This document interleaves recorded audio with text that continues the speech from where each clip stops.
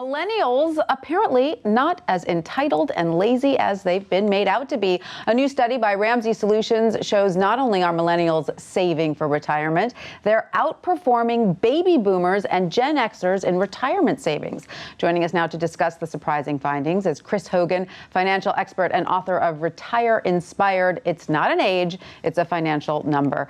Chris, welcome. This news about millennials and savings comes as a surprise to a lot of people. Can you tell us a bit more about how the retirement survey was conducted? Well, what we did was we took a look at 1,000 people and kind of walked through and asked them some basic questions. And the findings were really surprising. It's showing us that millennials are actually looking at this and they're a little bit more engaged than we previously thought. And so I think that's a sign of the times, of us starting to look and understand that millennials are looking at retirement as an opportunity and not wanting to leave their financial future to chance. Did you step back and analyze perhaps why millennials are a little bit more savvy about this? Did they experience something as a generation that's making them perhaps more worried about the future?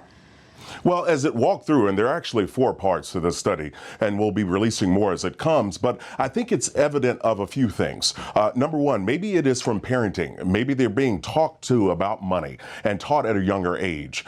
Maybe they're plugging into this information in school. So not really sure how they're hearing about it, but I love the fact that they're hearing it and they're actually doing something about it. Absolutely. Let's get to some of the key findings about millennials.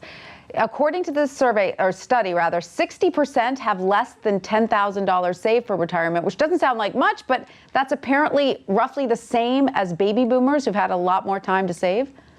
That's exactly right. And looking at this with millennials having less than 10,000 saved, I kind of look at it as the glass is kind of half full, where they really are looking at this as an opportunity and at least they're doing something. Right. With baby boomers, it's a little bit more dire because they've had more time. And so they're a little bit behind. So they've got to really start to pick it up if they're going to outpace the millennials. And what did we learn about what millennials hope to do?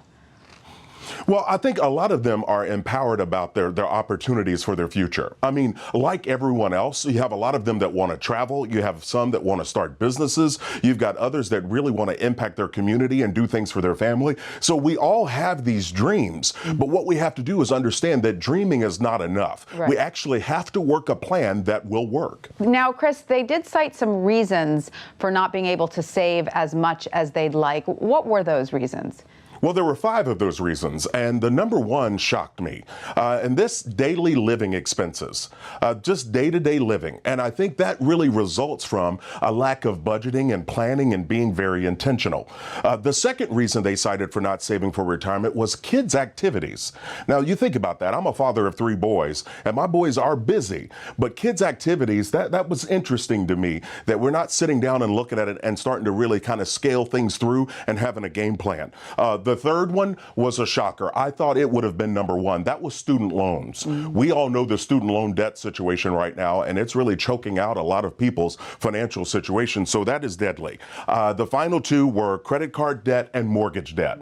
And so the shocking thing to me as I look at this is that the final 3 things, Tanya, were all debt related.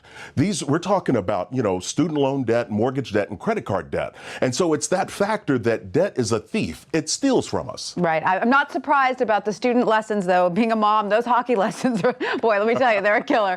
Now, what were the millennials' feelings about Social Security, and how did their feelings differ from the boomers? Well, they had this opinion that they thought Social Security was going to be there. So they're a little bit more optimistic, as I'd like to say. And there's nothing wrong with optimism. But what I want people to understand is this. Social Security may be there. It may not be there. If it's there, let's treat it like the icing on the cake, not the cake itself. So I still want people to plug into their 401ks, their 403bs, put money away, start to use their Roth IRAs outside of their retirement funds, and really start to get prepared for their futures. Chris Hogan, thank you so much for all that great advice we can all use for retirement. Thank you for having me.